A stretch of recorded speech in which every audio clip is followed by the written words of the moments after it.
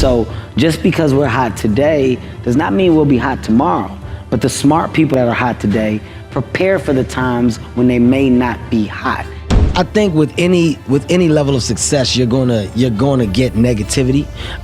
The thing is how do you handle it? You can feed negativity with negative responses, or you can feed negativity with success. Your perception is what people have forced you to believe. So until you get the heart to go, I'm going, I want to see for myself, you don't know.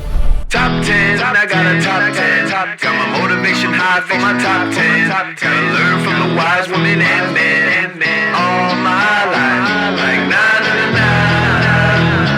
9. For my top 10, top 10, 9 and 9. This one's for my top 10. Need motivation? Watch the top 10 with Believe Nation. Hey, it's Evan Carmichael, and this channel was created to help you overcome the #1 challenge that is holding you back, a lack of belief in yourself. You watch these videos because you know there's something more inside you too. You have Michael Jordan level talent at something. So get ready to pursue your passion, be positive, and learn from your mistakes with Kevin Hart and my take on his top 10 rules of success to give you the confidence, motivation, and belief that you need. Enjoy. Okay, let's kick it off with rule #1. Feed negativity with success. I think with any level of success, you're gonna get negativity. The thing is how do you handle it? You can feed negativity with negative responses, or you can feed negativity with success. At the end of the day, if you continue to do what you do to the best of your ability, the people that are being negative have to evaluate themselves and go, yo, instead of taking the time to be angry, maybe I just need to go and do what I'm supposed to do on my side. Rule #2, pursue your passion. I got out of Philadelphia because I was seeing the same people. Your reach wasn't a big reach. I was like, well, it's not that. I was seeing the same people, the same comedians, the same audience people every week. Wouldn't you see the same if you went somewhere else, though? But that's the thing, I didn't know. Got it. I wasn't content with not knowing. I was like, it has to be more. What's the next? Kevin, is this late 90s? This is late 90s. So you're 21, 22 years old. This is late 90s. This is 98, 99. Yeah. And I met a guy named Keith Robinson, who's an unbelievable mentor to me. And this is the guy who was telling me just like, man, you got to start talking about more. You got to start talking about yourself. He said, I want you to come with me to New York. I didn't know the guy from this piece of paper on the table, but when he said, you got to come with me to New York, I jumped at it because I was like, is more comedy in New York? I'm going. I want to see it. I was so eager to see what else was out there. And when I saw that, when he opened up that door and I got to look behind it and I saw what was there, 12, 13 comedy clubs in New York. I got to see comedians on stage, all races. Well, New York is New York. Oh my God, all races, shapes, sizes. I got bit. Was that it? That was when it was over. That was the addiction at the highest level. Rule #3, learn from your mistakes. I think some of the best conversations that we've had have been the conversations that break down reality from false reality. In entertainment, you get hit with a false reality that this is your life and this is what it's going to be forever. Oh my God, you're famous and you make money forever. That's not the case. And if you're not a person that can understand that, you get caught up in the matrix. And when that goes away, you don't know what life is because you fell into the perception that life is this fake fictional presentation. And it's not. Life changes. There's ups and downs. Moments are great and then they're bad. And entertainment, that's what it is. So just because we're hot today does not mean we'll be hot tomorrow. But the smart people that are hot today prepare for the times when they may not be hot. And that's the best piece of advice that I can give her because I was there when I thought I would be hot forever. Things were taken, money wasn't what it was, broke, oh shit, taxes, how? Then I got a second chance. And that second chance became the best chance. And then I look up and now, yes, you're looking at a guy that's putting himself in a position to become a mogul, a CEO, an enterprise. But I can only do it because of the knowledge that I have, because of what I didn't do before. Rule #4, seize the opportunity. I can't win if the people before me didn't win. At the end of the day, if the doors weren't opened up for me by your Pryors, your Cosbys, your Eddie Murphys, your Chris Rocks, you can go down the list. I mean, we can go to Chappelle, you can go to Cat, you can go to Mike Epps, you can go any comedian that got to a point where they were an attraction. I am able to do Fox. I mean, Carlin, I'm able to do what I'm doing now because they did it first. Right. So now I'm coming up on a path that was already built. I'm just elevating it for our generation, and I'm trying to make it unique. But what's the trick? Us. What did you do that was that extra step? You woke up earlier. Put that work in, yo. Put that work in. That's the one thing that I think can't be questioned about me. Also, if you want to learn from other leaders in the Black community, check out my 254 Black Excellence series. It's free. The link to join is in the description below. Everybody that's successful lays a blueprint out. You laid the blueprint out. Rule number 5, be positive. I'm a very positive guy, people. I don't wish ill will on anybody. And, Cat, regardless of what he's going through now, at one point in time was a friend. I'm still going to consider him a friend. I hope that whatever he's going through, that, it works out and that, he gets back to doing what he does best. He's an amazing comedian when at his prime, and I would love to see him get back to his prime. So I'm hoping that the negative things that are around him eventually go away. As you see, I didn't pay that any attention when it was put out there. My mind is in another place, and my goals are set to reach much higher levels than to debate, especially with somebody that's in the same craft. I feel like we're supposed to pull each other up and big each other up. It shouldn't be crabs in a barrel. We shouldn't want to pull each other down. That's my take on it. So, very positive, guys. Rule number 6, be self-reliant. The whole thing with getting a college agent as a comedian, this is how you're going to survive. Colleges pay you $1,000, $500, $700, but they can block book you. You can do 7 colleges in a week. You can do 2 in one day, another in the next city. They'll put you in like a run where you go from city to city to city. You'll come out with $5,000, $6,000. That's in a week. Oh my God, you get 2 good weeks. This is great money. You talking 12, 13 grand, a 22-year-old comedian. I'm rich if I can book one of these. You gotta get an agent. You gotta get in the knacker. How do you get in the knacker? Well, you gotta make a tape. Tape's gotta be 7 minutes, gotta be clean. No cursing. How am I make a tape? Gotta figure it out. Had to go to a comedy club, had to get a comedy club to let me do a tape at the comedy club. Had to get the tape edited. It has to be a live tape, like a live performance? Live performance. Got it. You gotta get edited. Who gonna edit it? I don't know. Gotta figure it out. From who? Who? Where? What? Huh? Go figure it out, stupid. You're grown. Ask questions. That's what Keith would tell me. Maybe do it all on my own. Get it edited. Okay. Now that you gotta edit it, you gotta get headshots. Now that I got headshots, now you gotta package it up. You gotta go send it out. Each package that you send out, you gotta send it to all of the different conferences. I think it was like $55 or $70 per conference that you have to send your thing in with. So you gotta have a check with all of them. So to send out your headshots, your tape, everything, it would cost you like $350. I don't have that type of money to go away. It's a lot of money at that time. Figure it out, stupid. Get it. It's worth it. Rule number 7, model success.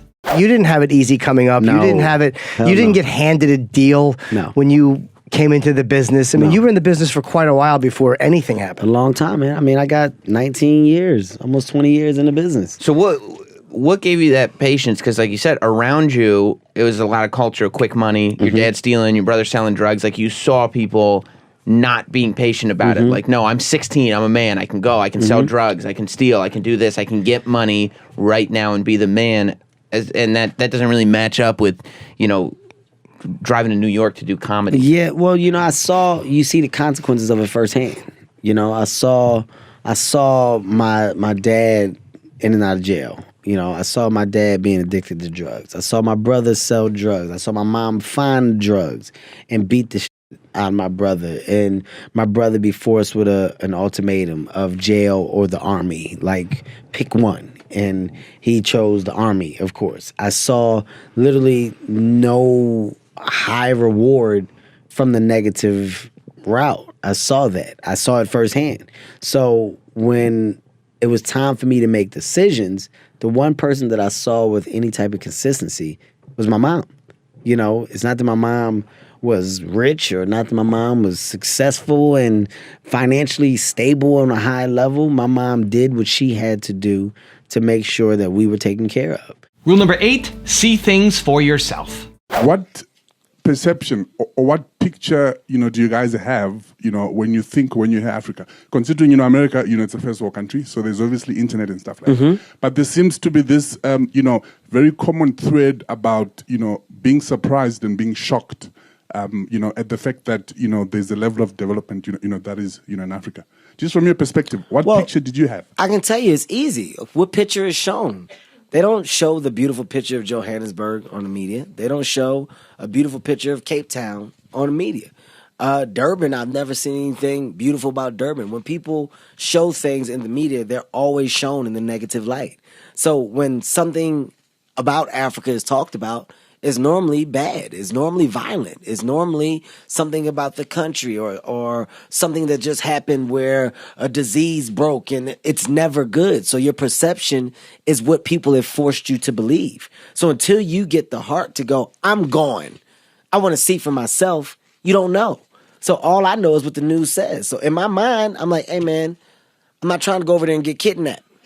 Okay? Like it's a reality. It's not me saying it to hypothetically say it. I'm saying from what I've seen. And then I go and I see an amazing city. We're blown away by seeing fans, by seeing people that are like, yo, we love your music. Why not show us that? Why not show the entertainers that love to give back, that love to embrace their fans, that love to be a part of charitable things? Why not show us the amazing stuff that's over here? So when we get here, we see for ourselves, and then our senses are enhanced to where not only do we want to come back, but we want to come back and we want to be involved with things that you have going on. But until we get the heart as artists and we spread that rumor ourselves, we don't know. And to be honest, we're a community. That's how I ended up coming over. I know Nicki. I know Beyonce. I know Jay-Z and all. I talked to them. Hey, guys, is there anything to worry about? Guys, should I get these shots? They told me to get the shots.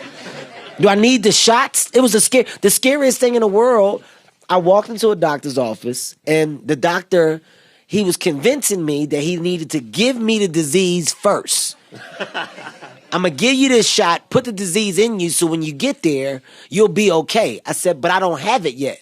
He said, that's why I'm going to give it to you. So when you get it, you'll be okay. And I was like, but I don't have it yet. Why are you giving it to me? And this was a big thing for me. I'm not lying. Like, I literally called several people. When I called people, I had people track down people that were from Cape Town, from Johannesburg. And I talked to them. Hey, man. Am I going to get bit by a mosquito and not be able to come back? Kevin, what are you talking about? You sound ignorant. No, you don't need nothing like that. It's the same. You're going to come over and you're going to be shocked. And I was like, I know, but they said I need shots. Do I need these shots? No, but I'm repeating what I've heard. I'm repeating what the media has forced me to believe. So now that I'm here, I'm like, this is ridiculous. I don't need I'm fine. It's a city. Like I feel like I'm in New York. I felt like I was in Malibu the other day. Like it's the same exact thing, and it's frustrating because it makes you guys, as the media, it makes me go to y'all and question y'all. You have the chance to put out the positive side of where you are and where you live. Rule number 9: use the power of social media. People take this for granted, and I don't care. Like whoever's listening. Social media is powerful, man. Like, you literally have an outlet that's free for you to do whatever it is that you want. I've built up to 40 million people through social media, through Facebook, Twitter, Instagram, Vine. I have a direct outlet. So when I say something, I get an immediate response. I want to be promoted internationally. Studios can't reach their demographic the way I can. So when I do it and I pull it up and then I show a studio, look, this is what my fans are saying. I'm in Germany. Oh, Kev, we waiting here for Australia. And I do this. A studio has to go, all right, look, or you risk the business of losing a Kevin Hart that can potentially bring you X, Y, and Z. And then another studio saying, all right, we want to work. We want to invest. So I don't think they're going to take that risk because they see that I'm passionate right now. I'm not the guy that's just selling wolf tickets. I'm the guy that's actually putting the work in the streets. And rule number 10, the last one before a very special bonus clip, is have fun. Tiffany and I have a great relationship. It's a bunch of talking. It's really, it's honestly, like Tiffany's a woman to you guys, but she's a boy. Tiffany, she's a like the fart game, like you know, like we play like the that. fart game. Yesterday, What's the Tiffany fart farted game? on me yesterday, and she just does it. She's okay with it. She's like like somebody farted, and I was like, who the fuck did that? She was like, me, nigga. That's what Tiffany is. I feel like that's my way of letting you know I love you and I care, but like you family, you know. If I fart around you, you family. That's And that's my special love spell. And it wasn't a woman fart. It wasn't like a cute like and then get out the way. It was like la la la. I was mad. Like I got mad. I was like, what are you doing? What the f are you doing? She's like, Now I've got a special bonus clip from Kevin Hart on how to hustle that I think you're gonna enjoy.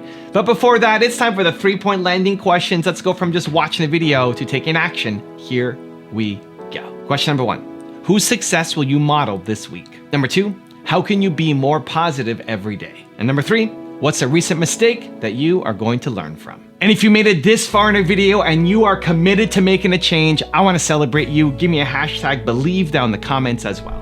First time I got on stage, I got an audition. I got my first one at Caroline's, and I got over. It was like, I say like 8 months probably I was going up there. Past Caroline's, Caroline started booking me a couple spots during the week. They don't pay, they give you food, like they call food spots, until you become a weekend comedian. Then you get like $50 a spot in New York. The Comedy Cellar, then that got up there, and the Comedy Cellar passed me. Food spots again. Stand Up New York, I think give you like $5 a spot. Weekends the same, $25 to $50. But it was a slow grind. But then when you get in all of them, you got to think in New York you're doing 7 to 8 spots on a weekend. So if you're getting $50 a spot and you're doing 6 to 7 to 8 spots on Friday, Saturday, Sunday, you got a good weekend. You figure it's 4 weekends in a month. You can pull $2,000, $2,500 in New York, and you can survive. You can support yourself. And during the week, the goal would be to book colleges or other shows elsewhere, and then come and do that on the weekend. Colleges. You were performing at colleges? Performing at colleges, man. Had a college agent. That's how I was staying afloat. My college agent is here in Chicago, Bass Shula Entertainment. So when you say college, like college, you know, am I going to the auditorium and performing in the auditorium? Colleges, wherever they put you. Sometimes you'll be in the auditorium, sometimes you'll be in the lunchroom, sometimes you'll be in like a created atmosphere. It could be like their lounge space and they just put a microphone there. Wow. Colleges have a certain amount of money that they have to spend a year on entertainment. So that goes to music and comedians or whatever. You know, one of the things we forget about is there is no social media at the time. No. So you have to go hustle to get up. Nowadays, somebody can put up one video, 60 million views, everybody knows it. Here's my headshot, that's my number. That's the hustle. And here's my tape. Wow. My number's in there if you want to call. That's my tape. Please watch the tape.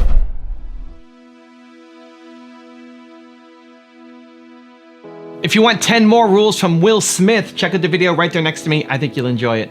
Continue to believe, and I'll see you there. Like, I want to be valuable to humanity.